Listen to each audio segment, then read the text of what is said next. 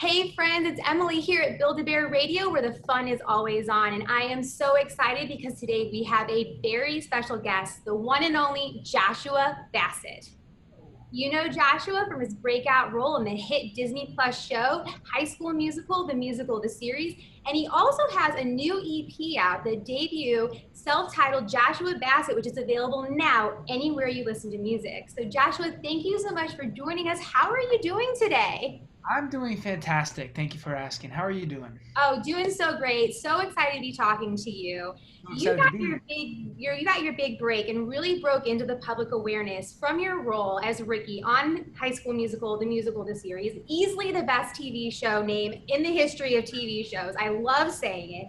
You also had guest roles on other shows. So you've been a performer for quite some time. Has this always been your dream? Yes and no. I mean, I did musical theater when I was like 7 because my sisters did it, and I wanted to be like them. So that was what introduced me to it. And then when I was like 16, I started working for Legoland as a performer. So yeah, I mean, it was always like part of it, and I was writing music at that time, and I just started sort of like teaching myself instruments, and then things sort of like started working out in LA, and so I ended up going up there a lot more, and somehow we're here now. But yeah, I'm super grateful for everything that's come so far, and I can't wait to see what's next. Oh, that's so exciting. And so your big break, High School Musical, the series. Were you a High School Musical fan growing up of all the original films? And what was it like to really step into that legacy? Because it was such a game changer in the world of High School Musicals. Totally, yeah. I mean, my speaking of first shows, my first show ever was High School Musical. So yes, that was a huge part of my life. I was JV jock number 2. It's whatever. But yeah, so I mean, again, that High School Musical has been a huge part of my life, and to sort of take on this next chapter was, yeah, a little bit scary, but mostly exciting, and it was cool to explore our own new world within the High School Musical universe, and just explore the characters and just have a blast. Yeah, Yeah, I'm well, it's an incredible show. I binged it all in one day, and I loved it. It was so funny. The songs are so catchy, and it's so fun to see you kind of build on the original, but put a new spin on it, new music, the dances. It looked like it was just so much fun to actually perform. So if you haven't watched it, I need all of our listeners to put it on their watch list immediately. You have to go catch the first season. You have to get caught up because the second season has been announced. We're coming back for season 2 in May on Disney Plus. So this is a spoiler-free zone here at Build Bear Radio. However, we did end season 1 on a couple of pretty big cliffhangers. Anything you can tease for us?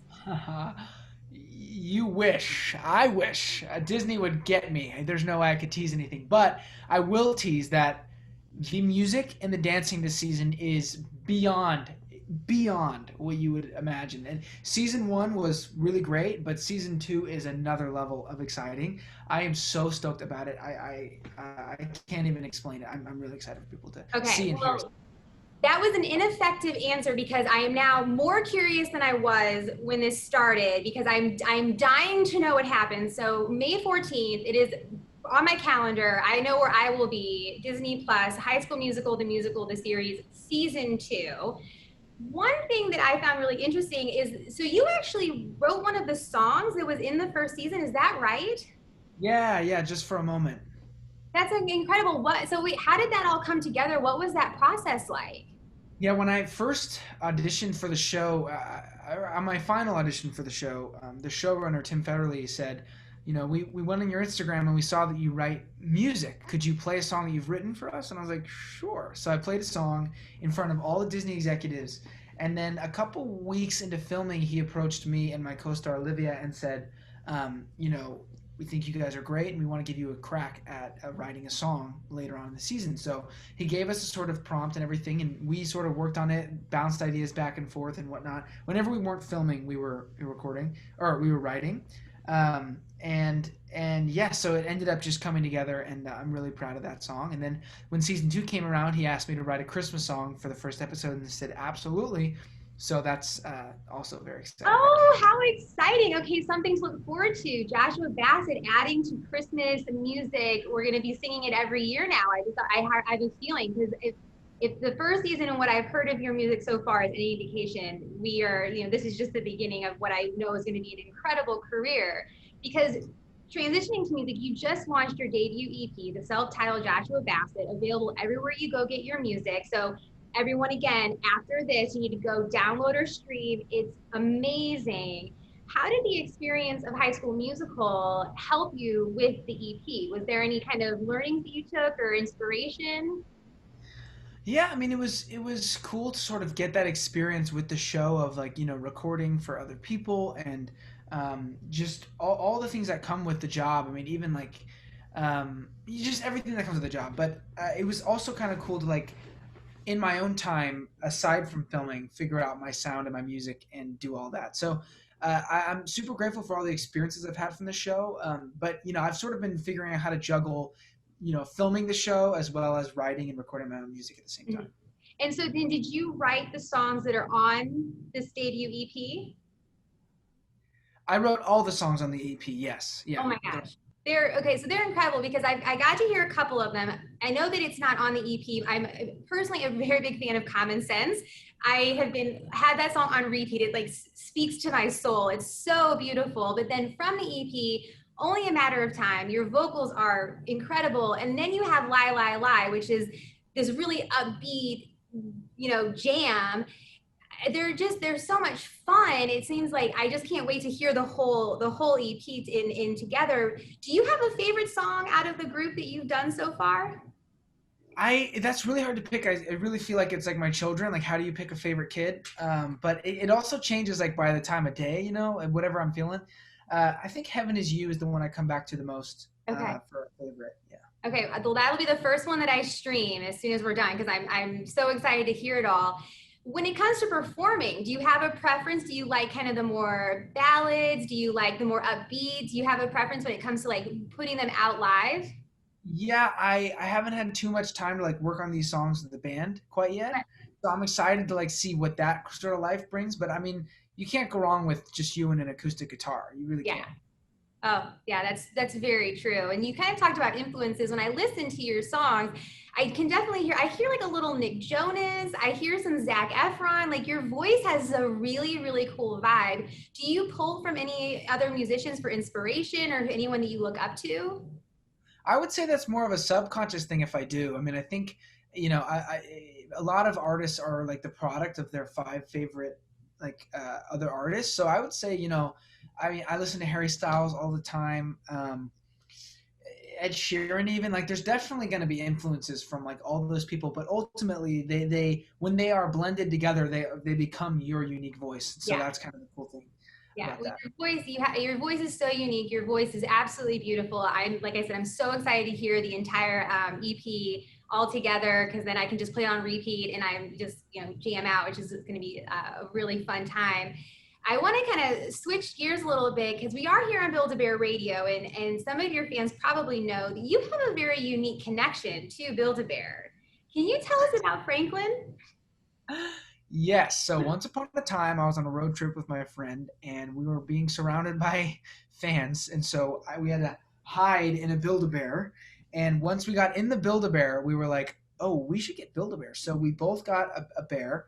I named mine Franklin, and he filmed me getting my bear, and then I put it on my Instagram, and it kind of took off. So uh, Franklin's been my son ever since. I take him everywhere with me, and he is yeah, he's just a gem. But yeah, people really love Franklin. I love him too. Obviously, he's my son. Well, I think that's hysterical that you kind of got like bombarded by fans. That's got to be just a surreal experience to be kind of walking, down the street or through the mall, and all of a sudden, you're being mobbed and you hide in a Build-A-Bear. We're happy that we could provide you that refuge, and we're even more happy that it led to Franklin because you guys have a lot of adventures together. I do have a question about Franklin's fashion choices. What Yeah, was the inspiration behind his clothing items or potentially lack thereof? yeah, I understand that question. I think, look, he's a simple man, and he just said he's like, I want red kicks, and I'm good. And I said, okay. But the problem is he couldn't see where he was walking, so we had to get him glasses. That's why. But yeah, he's kind of like he's in the new wave. But he's also old school because he's a bear and he doesn't really need clothes to fit into society. So, you know, he's old school, but he's fresh because he's got cool kicks. I love it. I love Franklin's his own man. I think you summed it up well. That was fantastic. And so, what's really fun is that you're actually going to be able to get Franklin on the Joshua Bassett website, joshuabassett.com or joshuabassettmerch.com.